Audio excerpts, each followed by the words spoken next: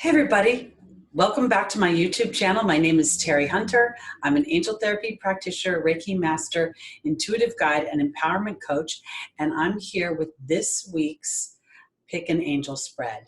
This is an interactive experience where you as the audience get to choose intuitively which spread will be most applicable for you for this week.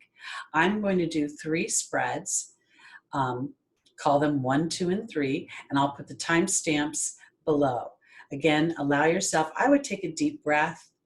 I would allow myself to relax for a bit. I would set an intention for what I want to know, the message I want to receive, and then I would pick the spread. And then hopefully it's the spread that speaks to your heart. If not, no, I'm kidding.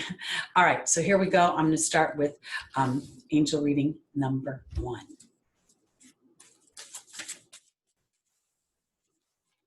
So for those of you that are new, I'm just going to explain how the spreads work. I do a 4-card spread using 2 decks. The first deck is Messages from Your Angels by Doreen Virtue, and I've been using it for over 20 years. So it's kind of my go-to thing, or at least it feels like it's 20 years. I don't know exactly. The second deck is called The Legend of Avalon by Colette, Barron. The first position represents the foundational position, the energy with which we're starting the week on. The second represents the opportunity and or the obstacle. One coin, 2 sides. Every opportunity has an inherent obstacle, and every obstacle has an inherent opportunity. The third position represents the angel's advice for how to take advantage of the opportunity or get around the obstacle. And the final card represents the potential dynamic at the end of the week, how you will have maneuvered and where you'll be sitting to start the next chapter or week. All right, so I have in the first position, for those of you that picked card angel reading number 1, I picked Archangel Michael and the birth and the rebirth card in the foundational position. In the opportunity or the obstacle is the angel Mystique and the Baird. In the angel's advice, we have Archangel Gabriel and the spider card. And in the final position, we have the patience card and movement. Okay, so this week is Monday, September 28th, 2020. And for those of you that picked angel reading number 1, Archangel Michael in this deck represents courage.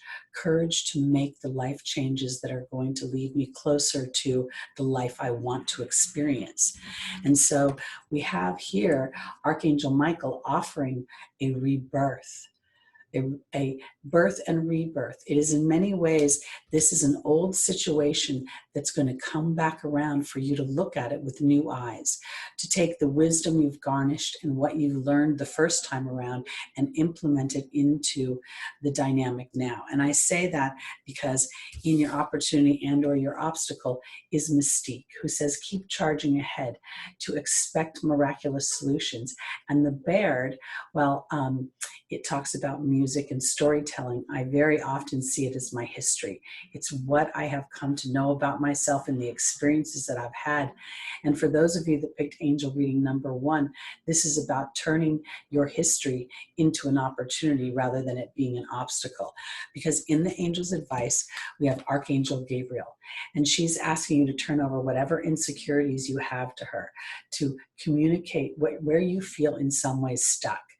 I want to say this, the spider card usually represents relationship for me because the fly or whatever gets into the web has a cooperative relationship with the spider to sustain it. But here it feels like I'm stuck because, and I'm going to go back to position number 1 because it's offering me a rebirth, but the rebirth takes courage because it's asking me to step into the unknown. It's asking me to focus in on the dynamic of how it feels when I experience the things that I dream of, what my heart yearns for, because it is a process. It is coming out of the dark and into the light to see the wisdom of your history, the wisdom of your experiences, rather than resisting them. Because here, if you're feeling stuck, it's about being authentic with your guides, with your angels, with those that watch over you where you feel vulnerable, because patience is in the final position. And patience represents an angel that asks you to study, to observe, to learn, because it is there that there will be movement. It is for those of you that picked angel reading number 1, this feels very much like an emotional journey, like a journey where the eyes can only see so far down the road. And when you get to that fork in the road, the heart will have to take over. The heart will have to ensure your next step is on solid ground. And that is in connection with 2 of the 4 archangels, at least the 4 most popular and known. And not only does Archangel Michael represent courage, he represents protection. And those of us that are walking through 2020 with a certain amount of consciousness, a certain amount of awareness of our spiritual journey, will find ourselves very much going through a rebirth. The birth and the rebirth card is very similar to the dragonfly. The dragonfly starts off as the nymph. It's a water creature, and it goes through a 2-year metamorphosis to become the dragonfly, which is, similar to the butterfly, yet different, because the dragonfly is iridescent. It is really resilient in this 2-year process. And we have been going through astrological dynamics that started a little over 2 years ago. So as you walk through the following week, those of you that picked angel reading number 1, surrendering to the rebirth and thanking God and the angels for giving you the courage and the bravery to step forward through your heart rather than through your eyes, because the eyes will immediately lead you to the mind, and the mind will immediately lead you through your ego to tell you all the obstacles that are in place that will keep you from moving forward. So it's time to make your history work for you. So you go and you end this week in a way of observing your own patterns, your own behaviors, your own thought processes. And I want to add this to the mix for those of you that picked angel reading number 1. We have a full moon on October 1st. This full moon is in Aries. Aries is a warrior, is known as very independent, innovative, somewhat abrasive, somewhat I want to use the word ruthless. And I feel like in this week, using the Aries energy to be ruthless within your own heart, to strip away whatever is really pulling you back. And this is not about cutting it out in a physical way. It's not about saying no to it physically. It's really more about observing how much does it serve where you want to go. Because if those dynamics, if the things in your history no longer serve where you want to go, it's time to observe and to call upon your own guides for the bravery to move forward, because that's what 2020 is about. It's about rewriting our stories so that we live happily ever after. I don't want to really use it that way, but I want to say really start putting our happiness first, because that will create more happy people, which will create more happy dynamics and less oppressive structures. All right, let's go on to angel reading number 2.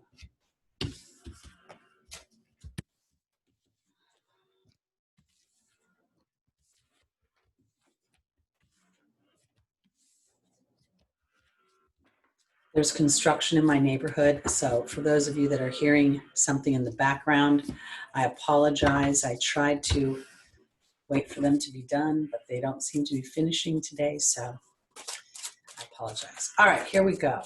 Angel reading number 2 for the week of September 28th, 2020.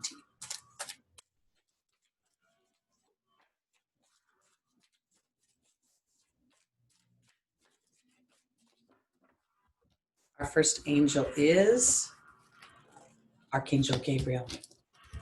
The second is Bethany. The third is Aurora. And the final is Omega.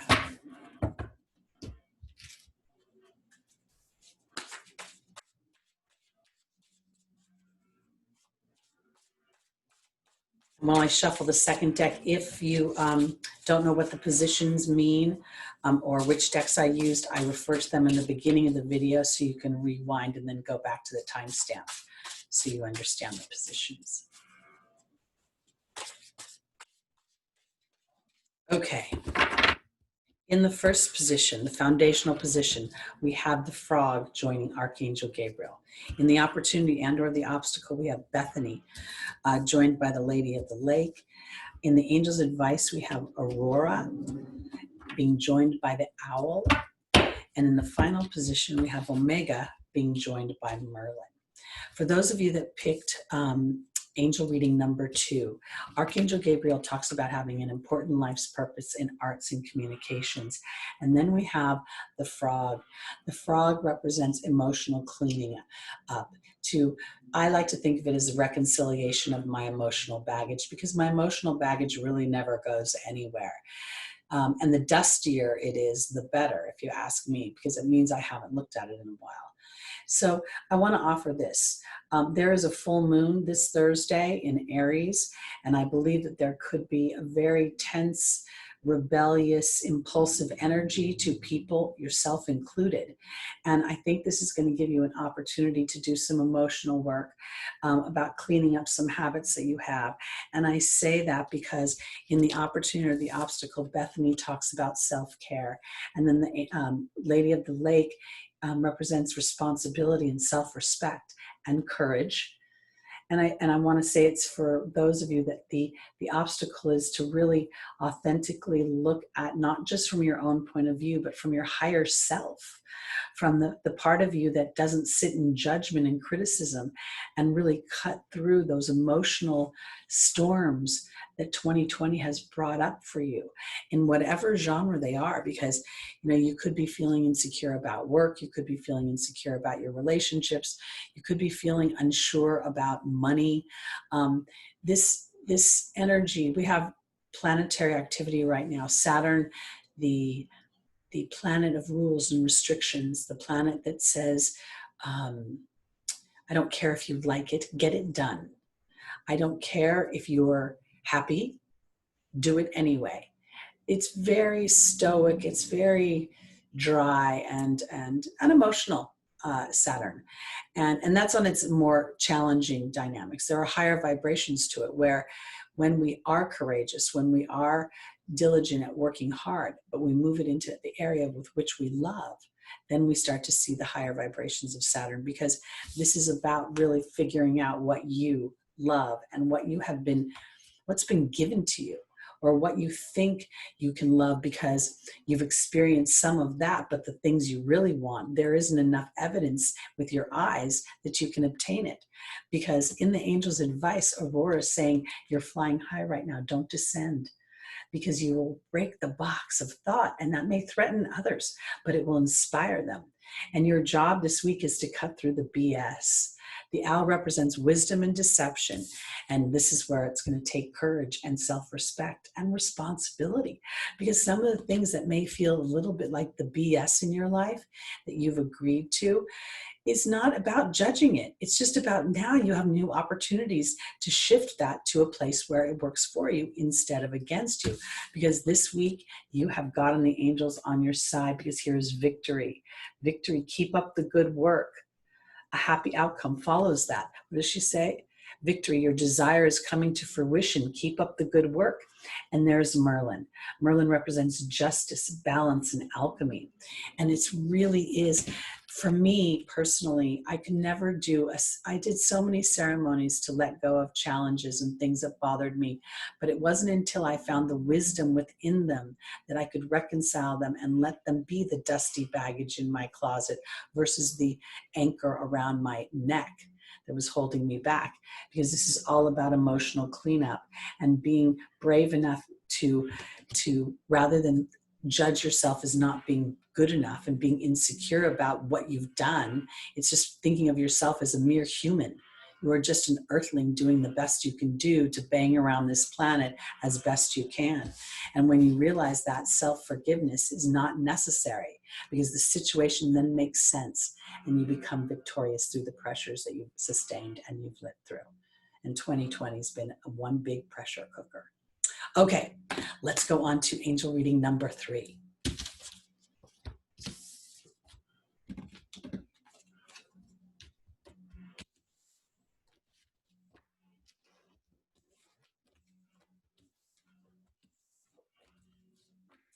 All right.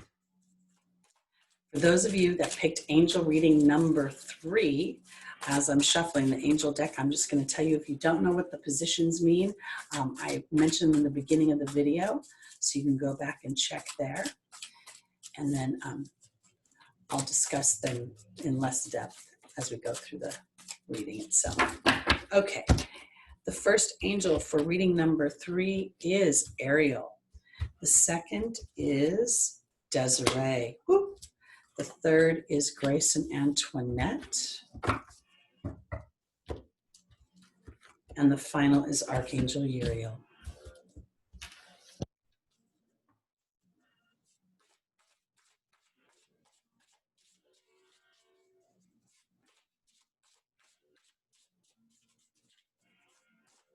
All right. Joining Ariel in the foundational position is the Hawk. Joining Desiree in the opportunity or the obstacle is Merlin. Joining Grace and Antoinette is the King. And joining Archangel Uriel is the Movement card. Okay, so those of you that picked angel reading number 3, I want to start off talking about, we have a full moon in Aries on Thursday, October 1st here in the United States. I'm not sure if you're in other parts of the world, if it's actually on the 2nd. You might check that on the internet. But when Ariel says new psychic and spiritual experiences are changing the way you view yourself and the others, and there's the Hawk. Full moons create an ending to something. 2020 has ended many things as we know them. Our jobs, some relationships, some opportunities to make money where others, cropped up, new opportunities. And what I want to say is this is a week where I think those of you that picked card reading number 3 might be wanting to just get back to life the way it was. Just go back to things as you've known them, and there's a building frustration coming. And I feel like the Hawk is asking you to rise above the situation in some ways and to look for the signs and the omens, because this full moon is very tense. It's very impulsive.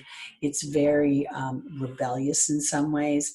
It's just kind of sick of everything. I mean, you may even be sick of wearing your mask, and it maybe come out like that. And if it isn't, it may affect you in your environment where other people are cranky. And when I say this, I think even pets could potentially be cranky, because in the opportunity or the obstacle, Desiree is saying that conditions aren't favorable. And when I look at Merlin right now, there is a justice and a wisdom and a balance being perpetrated through the conditions that are not favorable. And it is your job to really rise above the situation this week and try to see a bigger wisdom.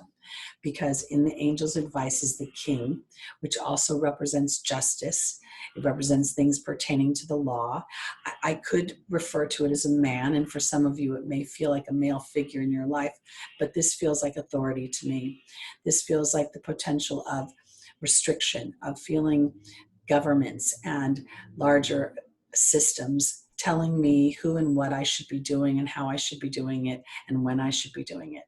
And this is Grace and Antoinette, which represents compassion. And I think it's about having compassion for a time that we're going through.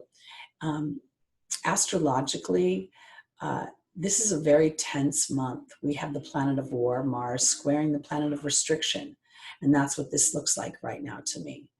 Because at the end of this week, you may be more frustrated than you were at the beginning of the week. And I think if you're the key to this, because Archangel Uriel deals with anger, frustration, and unforgiveness.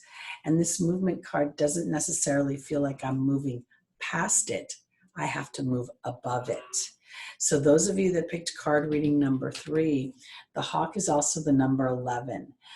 The numbers 1, and this is a big one, people talk about it a lot, 1111 being an angelic number, but it's also a number of focused thought. Where are my thoughts? Because I'm manifesting very quickly. So I want to offer while this is a challenging spread for the week, your mindfulness, you're being able to take a deep breath before you respond, being able to know who you're talking to. And if they are a person who speaks their mind, then try to take a step back from that when they're speaking their mind, because they may speak it more abruptly than normal. People may be a little cutting in their everyday activities when you're driving on the road. If you're not in a hurry, let somebody in front of you, because if they're in a hurry, more likely to see more road rage and things like that. So this is a week where I hate to sort of leave it on a challenging note, but it is an opportunity to move past your frustrations with the world and community and your lives, the dynamics of it all, because it is getting a little wearisome for us all. So take a deep breath, listen to things that calm you, go on a media detox if you need to. The full moon has a 2-week influence, and we'll be going into a new moon in the middle of October. So this week might be a week to be very gentle with yourself. All right, everybody, thanks for playing with me and doing these weekly. I really feel like that God and the angels want to help you also build your intuitions. So as you allow yourself to let intuitively, oh, I was going to pick angel reading number 1, but I didn't. I picked number 2. I'm going to go back and listen to number 1. Trust your first instinct. All right, guys, I'll be back next week on Monday with another Pick an Angel reading. Talk to you soon.